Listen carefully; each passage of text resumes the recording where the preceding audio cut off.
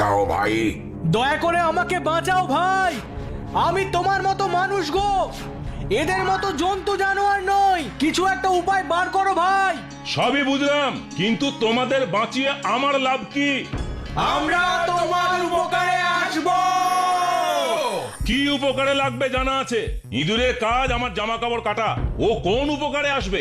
আর কাটবো না গো, সত্যি বলছি, সারা জীবন তোমার গোলামি করব। আচ্ছা, কিন্তু সাপকে বাঁচালে ও বেরিয়েই আমাকে ছবল দেবে। ওর উপকার করে আমি কি শেষে মরবো? না ভাই, আমি তোমাকে ছোবল মারবো না, কথা দিচ্ছি, তোমার উপকার ছাড়া অপকার করব না। আচ্ছা আচ্ছা আচ্ছা, তোমার কথাও বিশ্বাস করলাম, কিন্তু বাঘকে আমি এখান থেকে কিছুতেই বাঁচাবো না। না গো না, এমন কথা বলো না, আমাকে অবিশ্বাস করো না। আমাকে বাঁচালে তোমার কোনো ক্ষতি হবে না, আমি তোমার কোনো ক্ষতি করব না। তোমাকে কিছুতেই বিশ্বাস নেই, সুযোগ পেলেই গায়ের গরু ছাগল খেয়ে ফেলো, আর আমাকে সামনে পেলে কি ছেড়ে দেবে? না গো, দয়া করে একটিবার আমাকে সুযোগ দাও, তোমাকে আমি কখনো মারবো না। আচ্ছা বেশ, তোমরা একটু দাঁড়াও, আমি ব্যবস্থা করছি।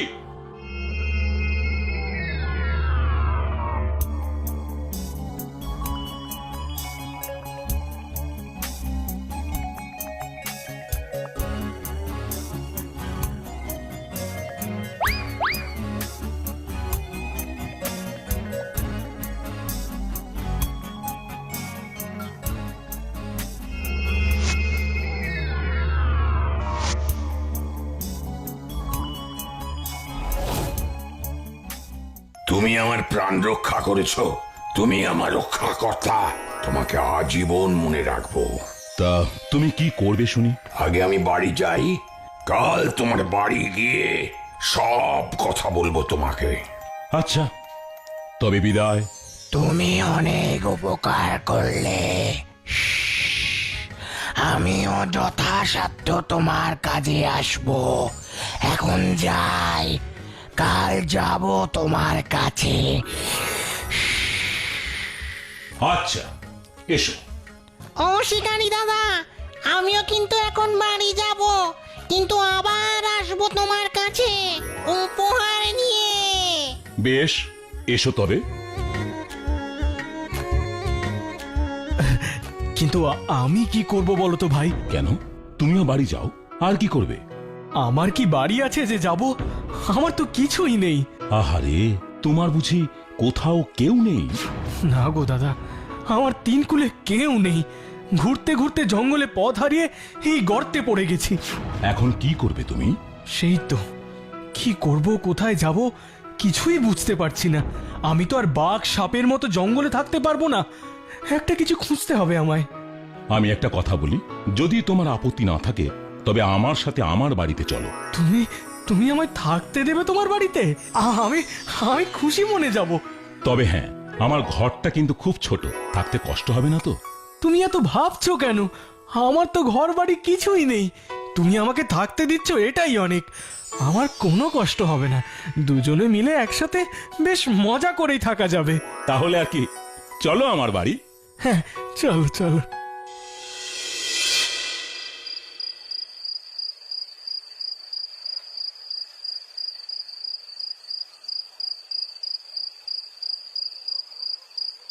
হে বাবা, এই বাসি ভাত শুধু নুন দিয়ে খেতে হবে? হ্যাঁ ভাই, কি করব বলো, আজ শিকারে গিয়ে কিছুই পাইনি, তার উপর তোমাদের গর্ত থেকে উদ্ধার করতেই পুরো দিনটা চলে গেল। এটুকু কষ্ট করে খেয়ে নাও। সেই তো আসলে আমি তো শুধু নুন ভাত খেতে পারি না, তাই বলছিলাম। আলম, আরে, সেই বাঘের গলা শোনা গেল না? হ্যাঁ হ্যাঁ, ঠিক বলেছো তো। চলো তো একবার বেরিয়ে দেখি সত্যি এসেছে কিনা।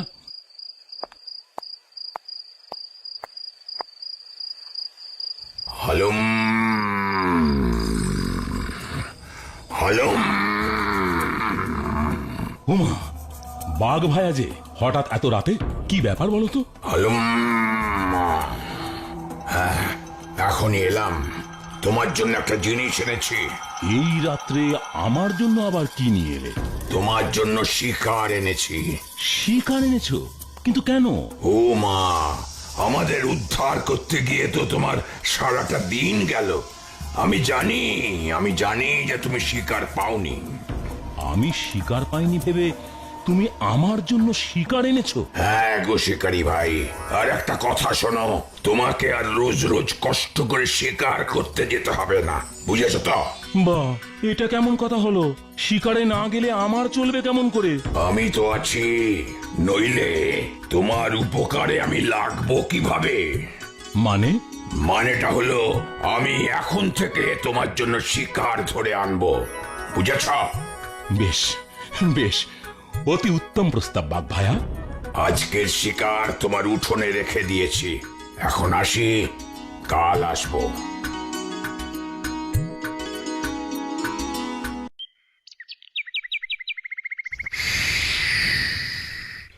শিকারি ভাই, ও শিকারি ভাই, বাড়ি আছো? ওমা, সাপ ভাই যে এত সকালে আমার বাড়িতে, ব্যাপার কি? সকাল সকাল কি এমনি এসেছি? তাড়াতাড়ি একটা পাত্র আনো, আমি তোমার জন্য একটা জিনিস নিয়ে এসেছি। পাত্র দিয়ে কি হবে? কি এনেছো তুমি? আগে পাত্র আনো, দেখাচ্ছি।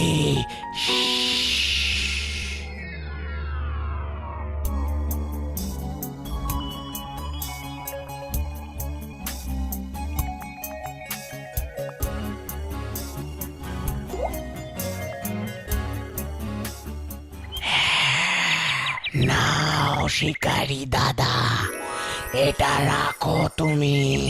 ও বাবা, এই যে তোমার বিষ, কি হবে এতে? শুধু বিষ হলে কি দিতাম, এটা ওষুধ গো। আমার তো অসুখ করেনি, ওষুধ কি হবে? আহা, তোমার অসুখ করবে কেন? কোন রকম সাপ কাটলে এই ওষুধ কাজে লাগবে।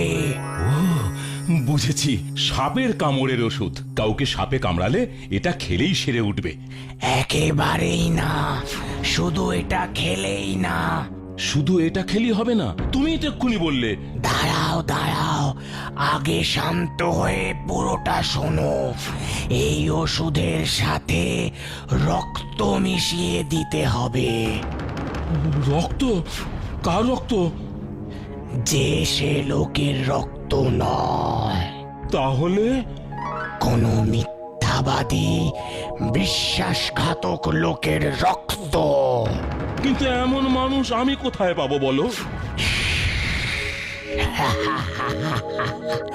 সেটা তোমাকেই খুঁজতে হবে। এখন এটা যত্ন করে রাখো। আচ্ছা, এখন চলি ভাই, আবার পরে দেখা হবে।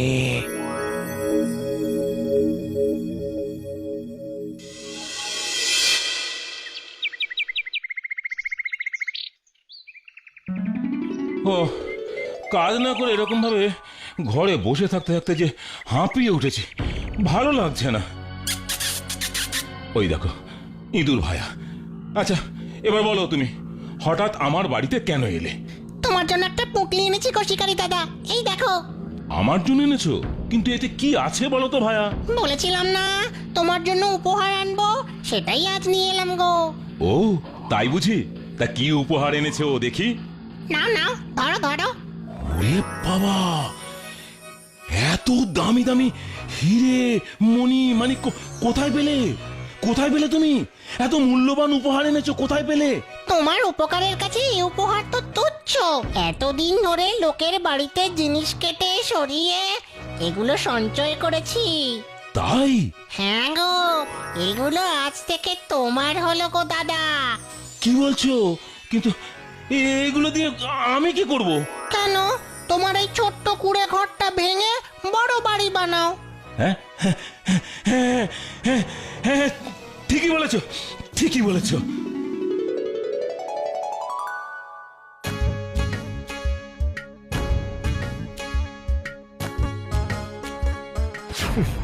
একেই বলে কপাল। ছিল গরিব শিকারী, নুন আনতে পান্তা ফুরোতো, আর এখন একেবারে রাজা, কিছুই করলো না অথচ এত কিছু পেয়ে গেল। দেখলেই আমার অসহ্য লাগছে। আমিও তো ওই জানোয়ারগুলোর সাথে একই গর্তেই ছিলাম, কিন্তু কিছুই তো পেলাম না।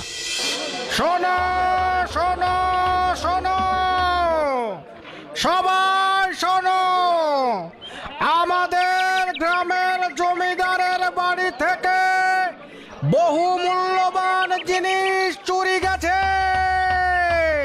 যদি কেউ সেই চোর বা জিনিসের খোঁজ দিতে পারে, জমিদার মশাই তাকে পুরস্কার দেবেন।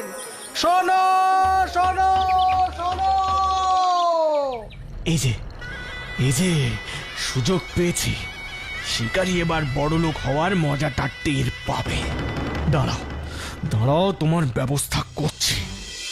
কি কি জিনিস চুরি হয়েছে, কবে হয়েছে, সবই তো তোমাকে আমি বললাম। তা তুমি এ ব্যাপারে কি সাহায্য করতে পারবে বলো? কিছুদিন আগে এক শিকারীর সাথে আমার আলাপ হয়েছে। সে ছিল খুবই গরিব, এই গ্রামে একটা কুঁড়ে ঘরে থাকতো, কিন্তু হঠাৎ করেই সে বড় লোক হয়ে গেল, বিশাল অট্টালিকা বানালো।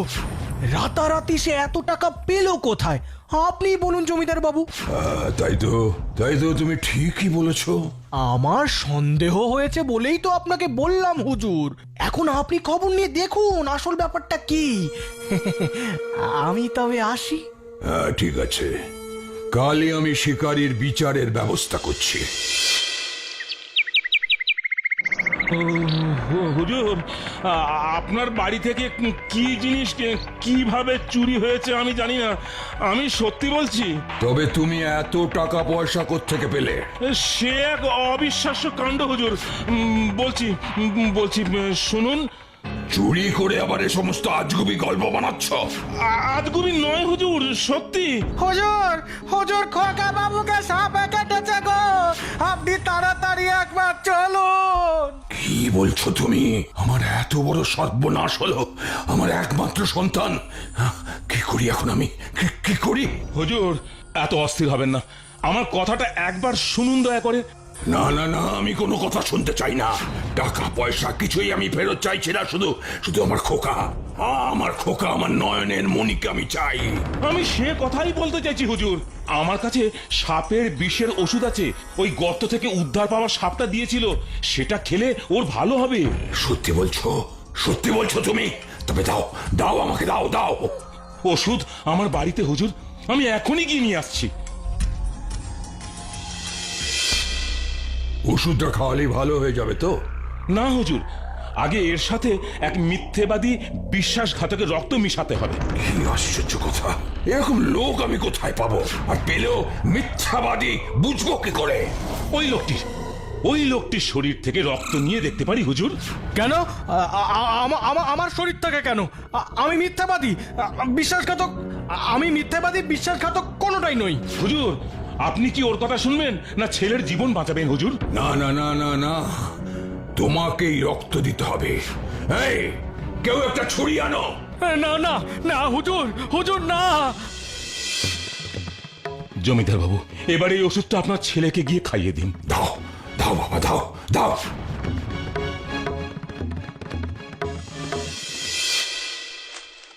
এটা একবারে অবাক কাণ্ড। তোমার দেওয়া ওষুধ খেয়ে আমার ছেলের জ্ঞান ফিরেছে, সুস্থ হয়ে উঠেছে। তোমাকে যে আমি কি বলে কৃতজ্ঞতা জানাবো। আমি যে মিথ্যে বলিনি তার প্রমাণ পেলেন তো হুজুর। ওই লোকটিকেও আমি উদ্ধার করেছি, আমার বাড়িতে থাকতে দিয়েছি।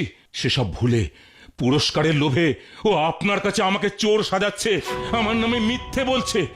এই, কে কোথায় আছিস? এই লোকটাকে বন্দি কর। আর কখনো মিথ্যে বলবো না হুজুর, আমায় ছেড়ে দিন হুজুর, আমায় ছেড়ে দিন। আর শিকারী, তুমি আর আমি আজ থেকে বন্ধু।